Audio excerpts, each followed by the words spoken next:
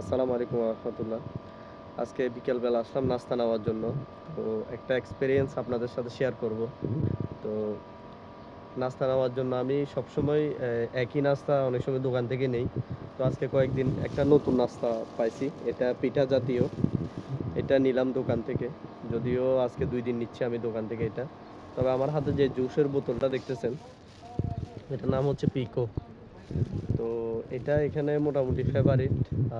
এটা মানে কমলার স্বাদটা আছে এবং এটার ভিতরে যে কমলার দানাটা আছে, দানাটা এটার ভিতরে পাওয়া যায়। তো এটা অনেকের ফেভারিট এই জিনিসটা, আবার মজাও আছে আলহামদুলিল্লাহ।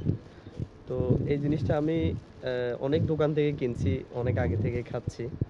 একই জিনিস আপনার কোনো দোকানে মানে আশেপাশের দোকানে একই জায়গার কোনো দোকানে দেখা যায় ৭০ টাকা বিক্রি করে, আবার আমি সর্বোচ্চ ৭৫ টাকা দিয়ে কিনছি। কিন্তু এখন একটা দোকানে গেলাম, দেখলাম যে সেখানে নাই। আবার আরেকটা দোকানে গেলাম, দেখলাম সেখানেও নাই, অথচ সেখানে সবসময় থাকে। পরবর্তীতে আরেকটা দোকানে গেলাম, সেখানে পাইছি। তবে অবাক করার বিষয় হচ্ছে এটা ৮০ টাকা নিছে। তো বলতে পারেন ৳৫ এটা বিষয় না।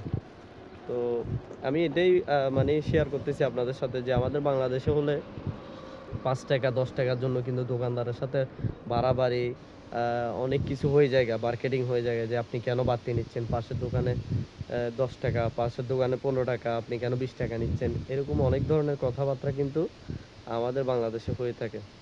তো কিরগিজস্তানে একটা জিনিস এটা ভালো লাগে আবার খারাপ লাগে ধরতে গেলে।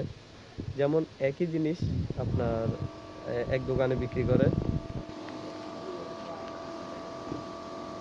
একই জিনিস এক দোকানে বিক্রি করে ধরেন ৳২০, আরেক দোকানে ৳২৫, আরেক দোকানে ৳৩০, আরেক দোকানে ৳৩৫। অথচ দোকানগুলো আশেপাশে।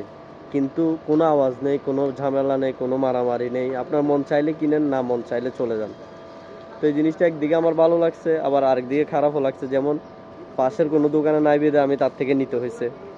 আবার এটা ভালো লাগে যে তার জিনিস নিয়ে সে বসে আছে। আপনার মন চাইলে নেন, না মন চাইলে ঝামেলা করার দরকার নেই। এই জিনিসটাও ভালো লাগে। তো বিষয়টা আপনাদের কেমন লাগছে অবশ্যই জানাবেন।